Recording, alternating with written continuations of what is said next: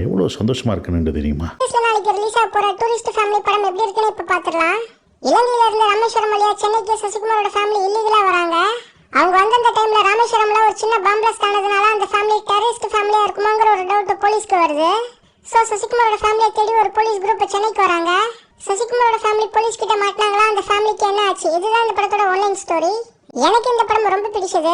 அடிக்கடி வெட்டு குத்து ரத்தம்னு எதுவுமே இல்லாம ஃபீல் குட்டா ஒரு ஃபேமிலி அவங்களோட எமோஷன்ஸ் மட்டும் வச்சு ஒரு படம் வந்து ரொம்ப நாள் ஆகுதுன்னு நினைக்கிறேன். ஸோ ஒரு சினிமா இந்த படத்துல ஹார்ட் வார்மிங்கா ரசிக்கிற மாதிரி இருந்தது. மெயினா இந்த படத்துல காமிக்கிறது என்னன்னா, சசிகுமாரோட ஃபேமிலி எப்படிப்பட்ட ஒரு ஃபேமிலி, அந்த ஏரியால உள்ள மக்களோட அந்த ஃபேமிலி எப்படி பழகுறாங்க, இதை வச்சுதான் ஸ்டோரி போகும். நிறைய இடங்கள் இந்த படத்துல உங்களை சிரிக்க வைக்கும், நிறைய இடங்கள் கை தட்ட வைக்கும், ஒரு சில இடங்கள் இந்த படத்துல உங்களை கண்கலங்க வைக்கும் வாய்ப்பு இருக்கு. சசிகுமார் சூப்பரா ஒரு பெர்ஃபார்மன்ஸ் கொடுத்திருக்காரு.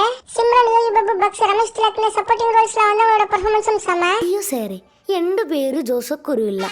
சசிகுமாரோட ரெண்டாவது பையனா வர கமலேஷோட சீன்ஸ்லாம் இந்த படத்துல மொரட்டு ஃபன்னா இருக்கும். அந்த பையன் வர எல்லா சீன்ஸுமே நீங்க சிரிப்பீங்க. எம்எஸ் பாஸ்கர், குமரவேலோட சீன்ஸ்லாம் ஹார்ட் டச்சிங்கா இருக்கும். இந்த மாதிரியான ஒரு ஸ்டோரி லைனா கையில எடுக்கிறப்ப எக்கச்சக்கமான பொலிட்டிக்கல் விஷயங்களா பேசி ஆகணும். அப்படி பேசுறப்ப சென்சார்ல அலோவ் பண்ணுவாங்களாங்கிறதும் டவுட் தான். சோ இந்த டைரக்டர் பொலிட்டிக்கல் இறங்கி அடிக்காம எங்கெல்லாம் பொலிட்டிக்கல் விஷயங்கள் தேவையோ அங்க மட்டும் லைட்டா டச் பண்ணி விட்டுருக்காரு.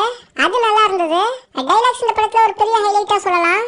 சசிகுமாருக்கு அயோத்தி எப்படி எல்லாருக்கும் பிடிச்ச மாதிரியான ஒரு படமா இருந்தது, அதே மாதிரி இந்த டூரிஸ்ட் ஃபேமிலி எல்லாருக்கும் பிடிச்ச மாதிரியான ஒரு படமா இருக்கும்னு கண்டிப்பா நான் சொல்லுவேன்.